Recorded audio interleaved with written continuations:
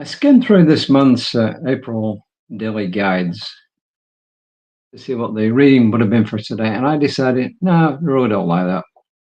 So I thought, well, I wonder what was going on 5 years ago on the third Saturday in April 2020. And I found a reading I liked in there. It's by Rev Sally Robbins. She's been a minister since 1988 in Science of Mind, aka Centers for Spiritual Living now.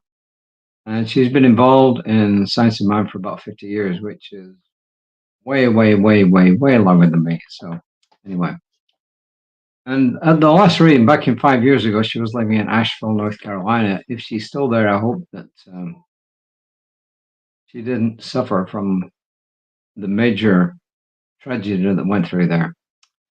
The other thing I was going to say is probably not a good idea to go to the gym, work out, come back, see that you need to get the weed eater out in the yard, and then start attacking it after you've worked out, before you do a reading, because the temperature was very pleasant out there until I started using the weed eater. There's probably a lesson in there for me somewhere, right? So anyway, and today's reading is it's kind of about clutter. Well, it's actually called shedding and replacing. It's really on point because some friends of ours are moving from here up to North Carolina, and to say they have a lot of stuff in their house is probably the understatement of the decade, if not the century. So this was kind of appropriate. They are going to have this. It was going to be a garage sale, yard sale, but then they decided no, they were going to do an estate sale. So I think my wife's going to help out with that. So it is kind of appropriate. So, but I think it's good. And then I looked at tomorrow's reading from this month's Science of Mind Daily Guides, and it is on point actually for Easter Sunday. So we'll go there. Easter Saturday, of course, is kind of a day in the Christian calendar when nothing much happens. You know, Holy Week begins and then it starts to reach its climax on Monday, Thursday, and then Good Friday, and then, of course, Easter Sunday. But on the Saturday, nothing much happens. So they wouldn't really have been a reading appropriate for that anyway. So to some of you, that probably means nothing. To me, it means a lot. But okay. So anyway, having said all that, that for me, a big introduction, here's the reading, Shedding and Replacing. The first quote is from someone everybody's heard of, the Buddha. And he says, and I remember this quote, in the end, only three things matter: how much you loved, how gently you lived, and how gracefully you let go of things not meant for you. I think that's kind of cool.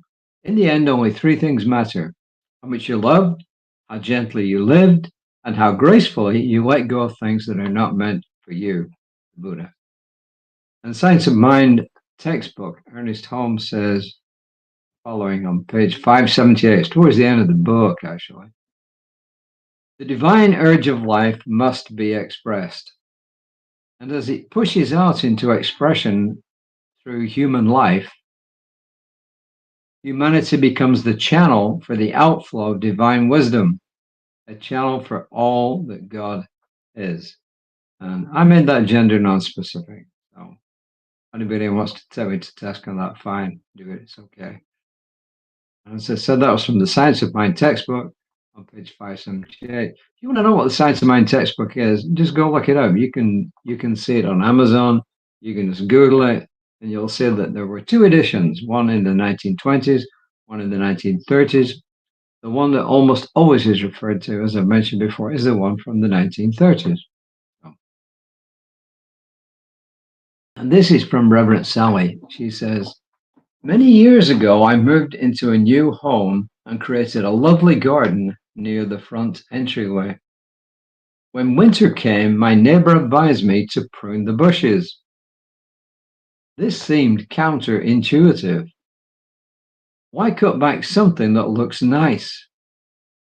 I asked my neighbor how much I should prune, and he said, more than you think. So I began shearing the bushes, and soon they looked like they were dead. As I stood back and surveyed the garden, I thought, Surely I have just killed everything beautiful in my garden. And yet, the next spring, new growth sprouted from the bushes and they became lush and full again. My neighbor was right. I needed to let go of the old growth to make room for the new. And she goes on to say, there's a spiritual corollary that works in our lives similarly. I recall Reverend Dr. Michael Bernard Beckwith saying, quote, 90% of spiritual growth is letting go, unquote. The human desire, though, seems to want to hold on to all sorts of things, even when they're no longer useful. I see a bunch of software that I don't know what to do with here. When we let go, we're simply making room for new growth in our spiritual lives. I saw a cartoon of a tomato stalk saying to a ripe tomato on its vine, we're going to have to let you go. Nature is constantly shedding and replacing. Let's learn from her. I think this is kind of cool. I think this is a cool reading because it just reminds us all that we got to let go of lots of things, not just the material stuff. Like I'm saying, old software that I feel reluctant to throw out. I don't want to throw it in the garbage. I want to try and find somewhere where it can be either recycled, and help the environment, or where somebody can use it. And there probably is some of that stuff up there, but there's a lot of it, that accumulated over the years. In the last 20 years, software has really come and gone. It's changed, and some of it, there are no, well, I don't have any operating systems that will operate some of this stuff anymore. Well, it reminded me, we watched, we took in the middle of the afternoon today, we took a break. We watched an old movie, and in there, during the first parts of the movie, you can tell how old it was. It showed a computer. I thought, wow, it must be fairly modern as a computer. But then what I saw her do was eject a floppy disk. And I'm sure some of you remember those floppy disks, right? They've not been around forever. I don't think I have any around here. But I thought, oh, yeah, well, that's at least, that's about 30 years ago, at least, maybe, yeah, about 30 years ago. So anyway, what's that got to do with this? Nothing. But I think the message here today is a pretty good one. It's about letting go in lots of different ways, letting go in our minds of stuff that it doesn't serve us to keep churning over, letting go of resentments against people that the only person we're hurting when we hold these resentments is, guess who? It's ourselves, really. The person that you hold resentments for, they don't know you're doing it. So it doesn't impact them. Well, it doesn't impact them directly. Does it impact them directly? Yes, because everything's connected. But what that impact is, I don't know. But the bottom line is, when you're resentful or when you're really, really, really hurt by somebody and you can't let it go, the person that you're hurting the most is yourself. And when you're angry at people for years, it's only hurting yourself. So it's good mental as well as spiritual psychology, I think. And the affirmation she gives us, pretty good.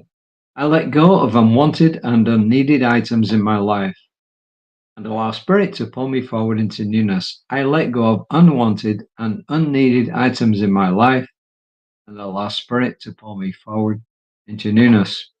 That's pretty good. Tomorrow, two things going on. Reverend Lisa will be around about 9:15 with her reading from. What's she reading from now? Oh, yeah. She's reading from How to Use the Science of Mind. And I'll be back. I'm trying to figure out when I'll be back tomorrow, which will be, I don't know. We got our service in the morning at 11 o'clock. If you missed that, it will be recorded and it will be on Creative Life Spiritual Center's Facebook page. And after the service, we have to come back, pick up some food, dash up to our kids, have an Easter brunch with them, then go off to our grandson's fiance's parents and do something there. I don't know what time I'll be back. So I'm either going to do it pretty early or it's going to be like 8 o'clock at night. It doesn't matter, right? Because it's recorded. It's recorded on my own personal Facebook channel. It's going to be transferred onto Instagram. It will be on Prosperity Living's Facebook channel. It's on Creative Life Spiritual Center's Facebook channel. I'll also put it on, let me see, Instagram, LinkedIn, Threads, Mastodon, Blue Sky. Yeah, it's probably forgotten something. Anyway, so it's going to be out there. So I appreciate you watching. Once again, please give us a like and please pass these messages on if you like them. And until next time, namaste.